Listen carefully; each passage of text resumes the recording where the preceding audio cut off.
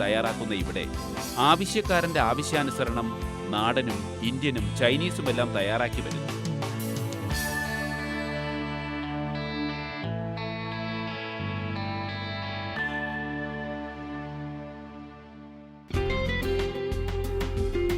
പ്രത്യേകം തയ്യാറാക്കിയ വാഹനങ്ങളിലാണ് ഓരോ ഇടങ്ങളിലേക്കും അയക്കുന്നത്. ഇവിടെയും തന്റെ ശ്രദ്ധ പതിപ്പിക്കുന്ന ഇദ്ദേഹം വേണ്ട നിർദ്ദേശങ്ങളും നൽകാറുണ്ട്. ഇനി യാത്ര മണ്ഡപങ്ങളിലേക്ക്.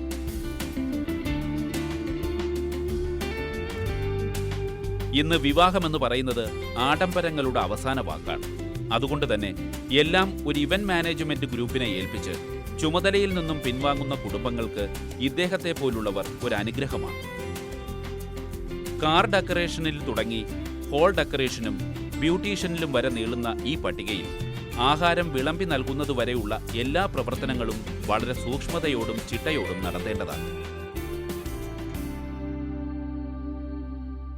ഇവന്റ് മാനേജ്മെൻ്റ് എന്ന് പറയുമ്പം എല്ലാ മേഖലയിലും ഇപ്പം ഈവൻ വലിയ അംഗസംഖ്യയുള്ള സമുദായത്തിൽപ്പെട്ടവരായാലും രാഷ്ട്രീയ പാർട്ടികളായാലും ഇവന്റ് മാനേജ്മെൻറ്റ് ഡിപ്പെൻഡ് ചെയ്യുന്ന കാലത്തിലേക്ക് മാറി. നാടിൻ്റെ ഒരു മാറ്റമാണ് അത്. കേറ്ററിംഗ് മാത്രമല്ല, ഇപ്പോൾ ആ ഇവന്റ് മാനേജ്മെൻറ്റ് ഏൽപ്പിച്ചാൽ പൈസ കൊടുത്താൽ മതി, അവരെല്ലാം ചെയ്തോളും, നമുക്ക് ഫ്രീ ആയിട്ട് നടക്കാം.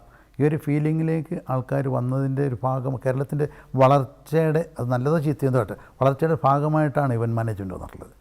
അത് ഞങ്ങളെ സംബന്ധിച്ചിടത്തോളം ഇപ്പോൾ ഒരാൾ ഗൾഫിൽ നിന്നോ അല്ലെങ്കിൽ പുറത്തുനിന്നോ കുറച്ച് പൈസയൊക്കെ ഉണ്ടാക്കി വന്നു അവരുടെ മകൻ്റെ മകളുടെ കല്യാണം ഇവിടെ നടത്തുമ്പോൾ ഞങ്ങളെ ഏൽപ്പിക്കുമ്പോൾ അതിൻ്റെ ഒരർത്ഥം ഞങ്ങളിൽ പൂർണ്ണമായിട്ടും വിശ്വാസമുണ്ടെന്നാണ്. അപ്പോൾ അവരുടെ ആവശ്യങ്ങൾ മൊത്തം പറയുമ്പോൾ ഹോൾ ബുക്ക് ചെയ്യണോ, ഒരു കാർ അറേഞ്ച് ചെയ്യണോ, ഫോട്ടോഗ്രാഫി വേണോ, വീഡിയോ വേണോ, സ്റ്റേജ് വേണോ, ഫ്ലവേഴ്സ് വേണോ, ഇതെല്ലാം ഞങ്ങളോട് ചേർന്ന് വലിയ പന്തൽ വേണോ, എയർ കണ്ടീഷൻ പന്തൽ വേണോ, ഏതെല്ലാം വേണമെങ്കിൽ ഞങ്ങളുടെ അടുത്ത് ചോദിച്ചാൽ ഞങ്ങൾ ഒരായിട്ട് ബന്ധപ്പെട്ടാണ് ജീവിക്കുന്നത്. അപ്പോൾ ഞങ്ങൾ ഇവർക്കെല്ലാം ഞങ്ങളുടെ കസ്റ്റമേഴ്സിന് ഒരു ലാഭവും ഇല്ലാതെ തന്നെ അവരുടെ കോസ്റ്റിന് ചെയ്ത് കൊടുക്കാറുണ്ട്.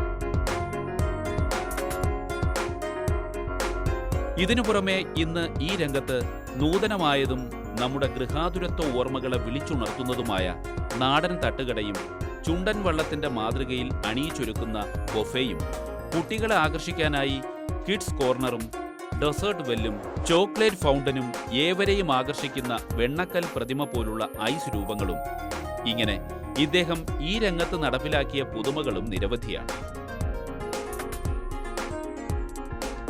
ഇവയെല്ലാം തന്നെ കാലമാറ്റത്തിന് അനുസൃതമാണെന്ന് പറയുന്ന വി കെ വർഗീസ് ഒരു ചടങ്ങിനെത്തുന്ന മുഴുവൻ പ്രായക്കാരെയും മനസ്സിലാക്കുകയാണ് ഒരു കാറ്ററിംഗ്കാരന്റെ വിജയമെന്നും അടിവരയിടുന്നു. കുട്ടികളുടെ ഭാഗത്ത് 3 തരം ഫുഡ് ഹാബിറ്റാണ് കണ്ടുവരുന്നത്. കുട്ടികൾക്കാണെങ്കിൽ പെപ്സി, സോഫ്റ്റ് ഡ്രിങ്ക്സ്, പിന്നെ മറ്റേ ഹോട്ട് ഡോഗ്, ഹാംബർഗർ, അല്ലെങ്കിൽ ആ ടൈപ്പ് ഒരു ഉള്ള വറുത്തത്, പൊരിച്ചത്, ഈ ടൈപ്പാണ്. ഒരു ബിലോ ഒരു 17-20 ആ ഏജിലുള്ളവർക്ക് അത്തരം ഫുഡാണ് ഇഷ്ടം.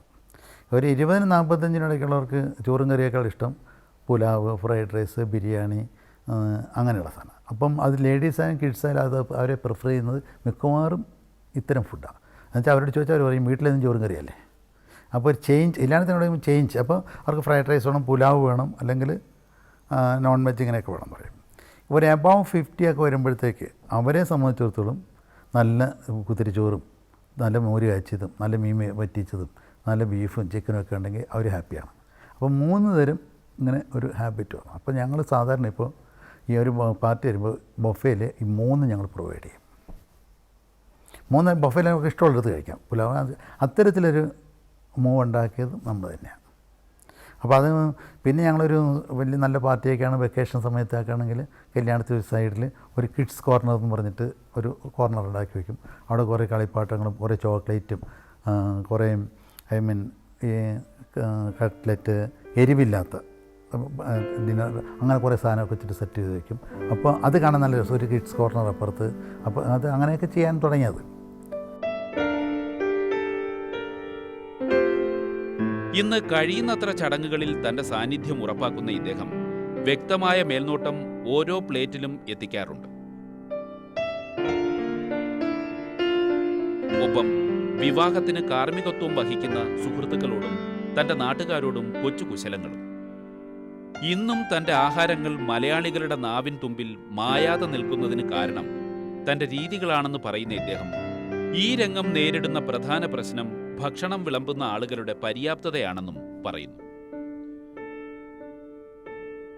എല്ലാ കേറ്ററേഴ്സും എല്ലാ നല്ല ഹോട്ടലിലും ഫേസ് ചെയ്യുന്ന ഒരു വലിയ ഒരു പ്രയാസത്തിലേക്കുള്ളൊരു ചോദ്യമാണ്. കാരണം ഇന്നത്തെ കുട്ടികളാരും അത്രമാത്രം ഒബീഡിയൻ്റ് അല്ല. വീട്ടിൽ 1-2 കൊച്ചുങ്ങളൊക്കെ ഉണ്ടാവുള്ളൂ. അപ്പോൾ അവർ വളരെ ലാളിച്ചൊക്കെയാണ് അപ്പനും അമ്മയും വളർത്തുന്നത്. ആ ഒരു ഇൻസെക്യൂരിറ്റി ഫീലിംഗ് മാതാപിതാക്കൾക്കുണ്ട്. ഇപ്പോൾ കൊച്ചുങ്ങൾ വഴക്ക് പറയാനൊക്കെ മടിയാണ്. അപ്പോൾ നമ്മൾക്കൊന്നും വഴക്ക് പറയാൻ പറ്റില്ല. ഇവരൊക്കെ നല്ല സൗകര്യമായിട്ട് ഇപ്പോൾ ജീവിക്കുന്നത്. അപ്പോൾ അവർ വന്നു കഴിഞ്ഞാൽ ഒന്ന് കുനിഞ്ഞ് ഒരു ഗ്ലാസ് വെള്ളം കൊടുക്കാൻ പറഞ്ഞാൽ അവനിട്ട് തട്ടിയിട്ട് പോകും. ഒറ്റ കുത്തിയിട്ട് വേണം ഇപ്പോൾ. ഇങ്ങനെയൊരു എല്ലായിടത്തും ആ ഒരു കൾച്ചർ തന്നെ കേരളത്തിലൊരു വിനയത്തിൻ്റെ കൾച്ചർ കുറഞ്ഞു വരും. അതുകൊണ്ട് എന്നെ സംബന്ധിച്ചിടത്തോളം എനിക്ക് എൻ്റെ 3 യൂണിറ്റിലും എക്സ്പീരിയൻസ്ഡ് ആയിട്ടുള്ള 25-30 പേരുണ്ട് വെച്ചുണ്ട്. അപ്പോൾ ഒരു 10-90 പേരോളം, പിന്നെ അതിന് ചേർന്ന് കുറച്ച് വർക്ക് ചെയ്യുന്നവരുണ്ട്. ഇവർ നമ്മളെ വിട്ടു പോകത്തില്ല. അതുകൊണ്ട് സർവീസ് എനിക്ക് നന്നാക്കി കൊടുക്കാൻ പറ്റുന്നുണ്ട് പരിധി വരെ. എണ്ണം ധാരാളം പാർട്ടികളെടുത്താൽ അത് ബുദ്ധിമുട്ടാവും. അപ്പോൾ ഞങ്ങൾ പാർട്ടി വേണ്ട എന്ന് പറയുമ്പോൾ എൻ്റെ പഴയ കസ്റ്റമർക്ക് ദേഷ്യം വരും. അപ്പോൾ വേണ്ടാന്ന് പറയാൻ തന്നെ ഭയം. അവർ അങ്ങനെയൊക്കെയുള്ള ഒരുപാട് ബുദ്ധിമുട്ടുകൾ. വേണ്ടാന്ന് പറഞ്ഞാൽ അവൻ പണ്ട് ഇപ്പോൾ വലിയ ആളായിപ്പോയി എന്നൊക്കെ പറയത്തില്ലേ.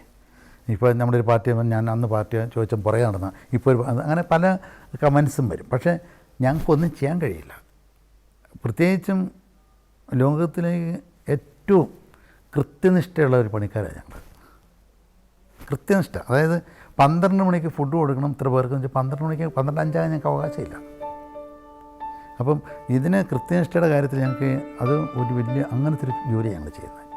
അത് ചൂടോടുകൂടി കൊടുക്കേണ്ടത്. അപ്പോൾ ബേക്കറി സാധനം ഉണ്ടാക്കി വെച്ചിട്ട് കൊടുത്താൽ മതി. അപ്പോൾ ചൂടോടുകൂടി കൃത്യനിഷ്ഠയോടുകൂടി ആ സൈറ്റിൽ എത്തിച്ച് കൊടുത്ത് ഇതെല്ലാം കഴിച്ച് ആർക്കും ഒരു പ്രശ്നവുമില്ല, വയറിനൊന്നും പ്രശ്നമില്ലാതെ വരുന്നതിനും വരെ ടെൻഷനുണ്ട് ഞങ്ങൾക്ക്.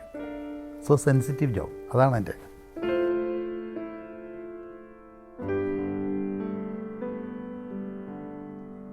അതെ, കാറ്ററിംഗ് സർവീസിന്റെ പ്രധാന ആകർഷണീയത കൃത്യമായ സമയനിഷ്ഠയും അതീവ ശ്രദ്ധയുമാണ്. 700 പേരിൽ തുടങ്ങി ഇന്ന് 14,000 പേർക്കുവരെ ഒരു സമയം ആഹാരം എത്തിക്കുന്ന തലത്തിലേക്ക് വളർന്ന ഇദ്ദേഹത്തിന് ഇതെല്ലാം സാധിക്കുന്നത് BKVസിൽ തൊഴിലാളികളില്ലാത്തതാണെന്നും മറിച്ച് ഓരോ മനുഷ്യജീവിക്കും ആഗ്രഹങ്ങൾ എന്നെപ്പോലെ ആണെന്നുള്ളതും അത് തിരിച്ചറിയുന്നിടത്താണ് ദൈവം കൃപ ചൊരിയുന്നതെന്നും BK വർഗീസ് പറയുന്നു.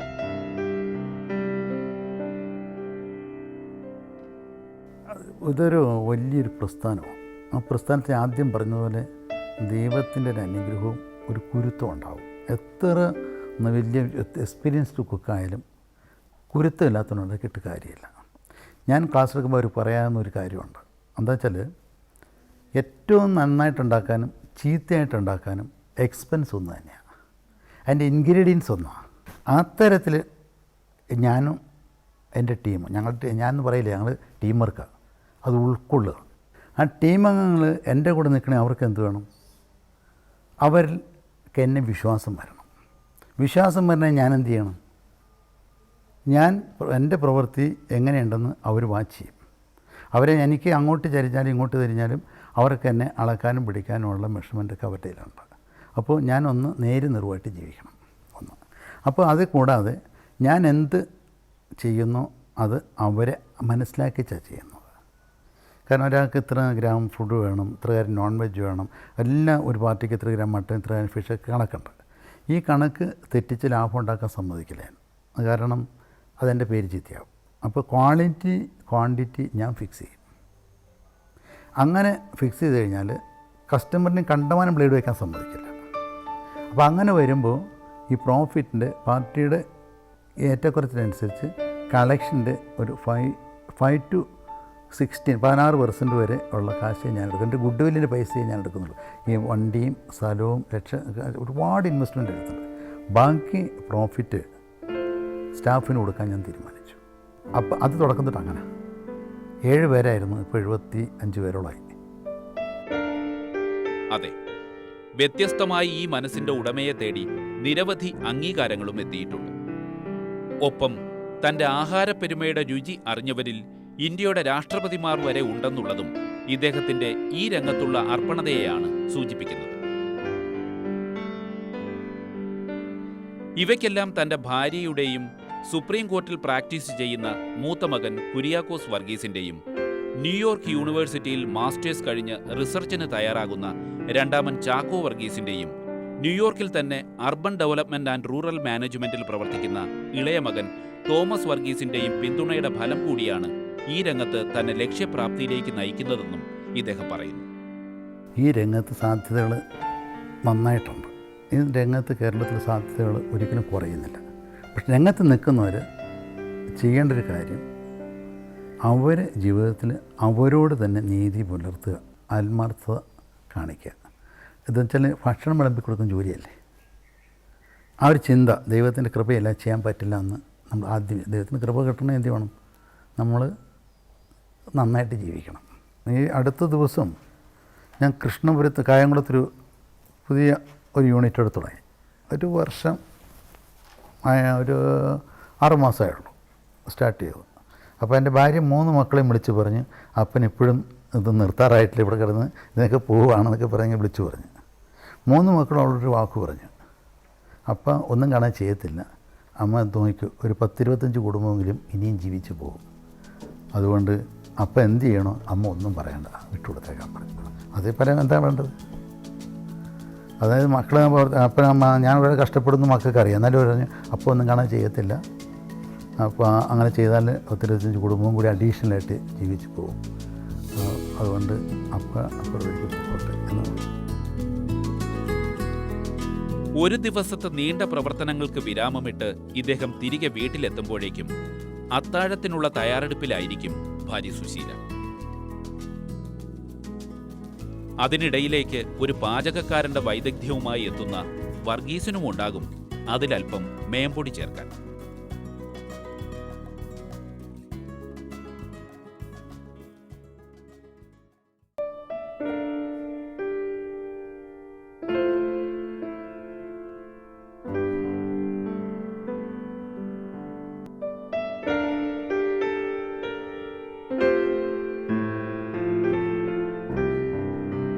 പിന്നീട് ഇരുവരും എത്തുന്നത് തങ്ങളുടെ ജീവിത വിജയത്തിന് ഇത്രയും വലിയ വിരുന്നൊരുക്കിയ ഈശ്വരന്റെ അടുക്കലേക്കാണ്. ദിനവും ഈ പതിവും തെറ്റിക്കാത്ത ഈ മാതൃകാ ദമ്പതികൾ തങ്ങളുടെ ശക്തി ഇതാണെന്നും കാട്ടിത്തരും.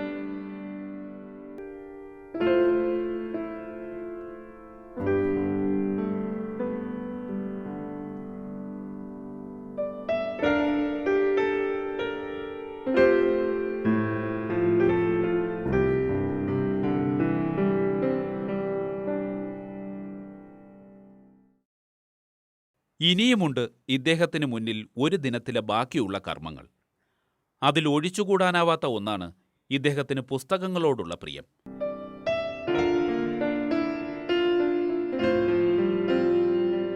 തന്റെ ജീവിത വഴിയിലെ വളർച്ചയിൽ ഈ താളുകളുടെ ശക്തി കൂടി വലുതാണെന്ന് പറയുന്ന ഇദ്ദേഹത്തിന് ഇനിയും കാറ്ററിംഗ് രംഗത്ത് വിജയങ്ങൾ മാത്രം ലക്ഷ്യമാക്കുന്ന കുതിരയുടെ അശ്വാരൂഢനാകാൻ കഴിയട്ടെ എന്ന് നമുക്കും പ്രാർത്ഥിക്കാം.